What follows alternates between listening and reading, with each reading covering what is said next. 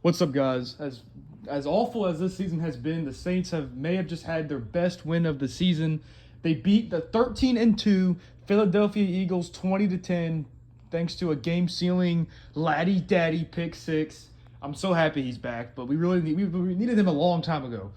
If we had him all season, I really do think the Saints probably have a winning record. You would not see that collapse against Tampa on Monday night, but you know what?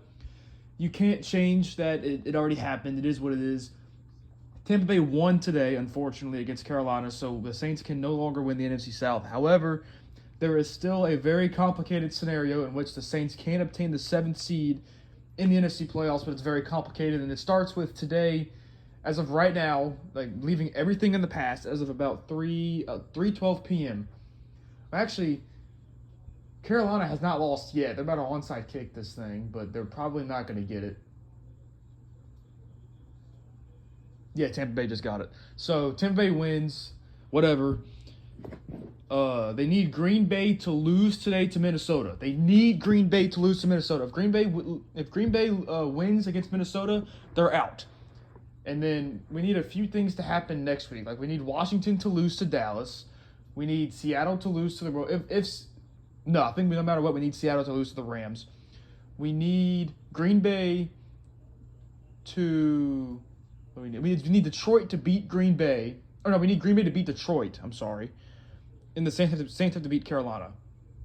I'm pretty sure if all those things happen, the Saints will get the seventh seed. Now, it's very complicated, but let's talk about this game. Fuck all that. Let's put all the playoffs aside. The Saints, this was a very odd game. The Saints started really good in the first half. They're up 13-0, and the Eagles only had one first down the entire first half.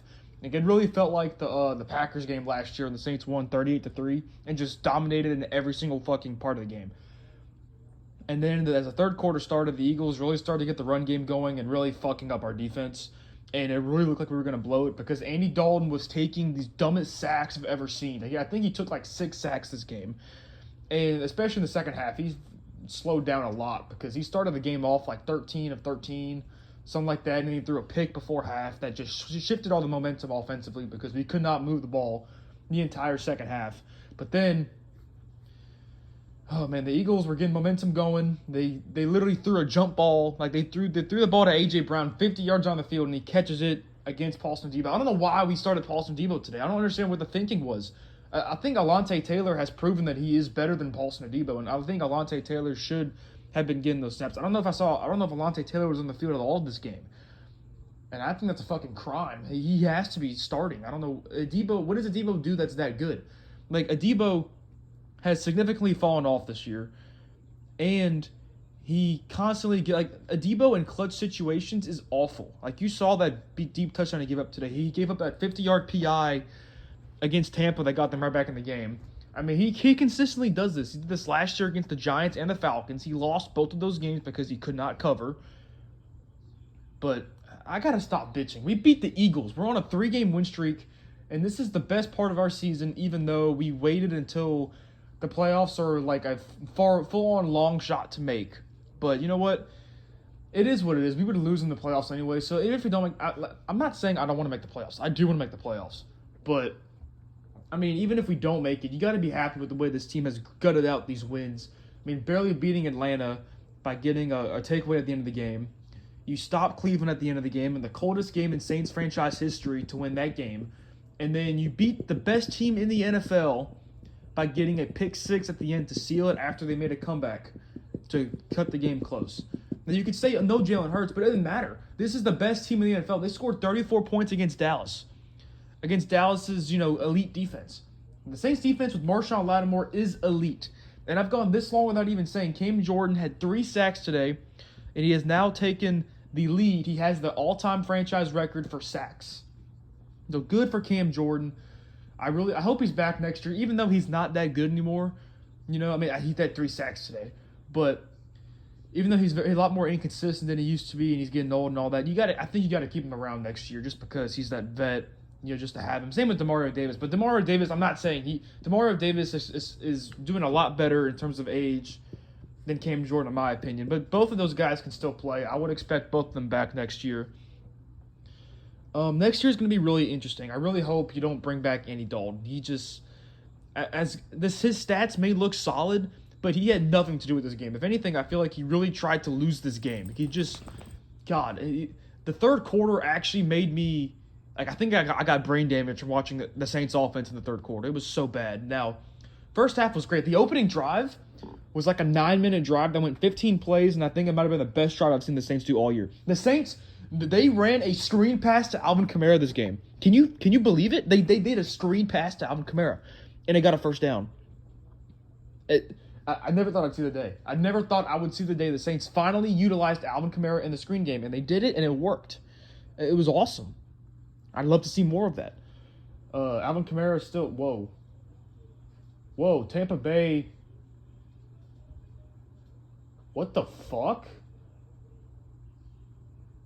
Tampa Bay just fucked up the punt. The punter was running, and then he just kicked it somehow, and it went inside the 5. What the fuck? That's fucking crazy. There's a flag. What's the flag? I'm sorry, guys. I'm trying to recap the game here, but the Panthers game's on, and this kind of does matter because if the Bucs actually punted, there was still a slight chance of them winning or of them losing. He doesn't catch the punt, and then he runs, and he kicked it. They caught a penalty on Tampa Bay. Okay, anyway, I'm gonna keep recapping this game, boys. I'm sorry. I've never seen a play like that. So I seriously just questioned what the fuck just happened. But Lattimore, oh my God, I love you, Marshawn Lattimore. You went crazy this game. I really wish Andy Dalton would throw the ball to Chris Olave more so he could actually get the Rookie of the Year. But unfortunately, I think that award, unless Olave just goes absolutely ballistic against the Panthers next week, it's looking like that will probably go to Garrett Wilson of the Jets on offense. And it sucks for Olave because, I mean, he's open almost every play, it feels like. And Andy Dalton doesn't throw the ball to him. Now, Rashid Shaheed had a good game. He had like six or seven catches in this game. He had a 58-yard gain at the end of the half, which is really great to see. Rashid Shaheed has been one of the most surprising players. Like, I didn't think Rashid Shaheed would do shit this season. Like, when I went to training camp this year, and I saw him working off to the side by himself because I think he was injured. And I remember, like, I know almost every Saints player by heart, and I was literally sitting there wondering, who the hell is number 89? I've never seen this dude in my life. And, I mean, he's great. Ever since we elevated him for that Bengals game, he scored a 40-yard jet sweep touchdown in his first ever touch. He's really good, and I really do think it's going to be a big part of the future for the Saints. Okay, Panthers did get the ball back with 26 seconds left, no time. Oh, yeah, they lost. There's no shot. They needed a touchdown. But, I mean, the Saints won. They're on a 3-game win streak. You can't be upset at that. I mean, even if they don't make the playoffs. I mean, a great win. Great win. Nearly intercepted. Yeah, Green Bay has to lose today to Minnesota to stay alive. And if those things do happen, then maybe we can talk about, we can recap all the scenarios that have to happen in order for the Saints to make the playoffs. But besides that, let's just focus. Let's beat Carolina next week. Let's get to 8-9. That'd be a great way to end off the season after you're sitting there at 4-9 before the bye week, and you just blew a 16-3 lead. Now, what makes this very frustrating is if you didn't blow a 16-3 lead to Tampa Bay, a 16-3 lead, we would have the playoffs clinched right now. They would be clinched already. But it is what it is. Like I said, all we can focus on is beating Carolina next week. Thanks for watching, and I'll see you guys next time. Great fucking win. Great win. Fuck the Eagles.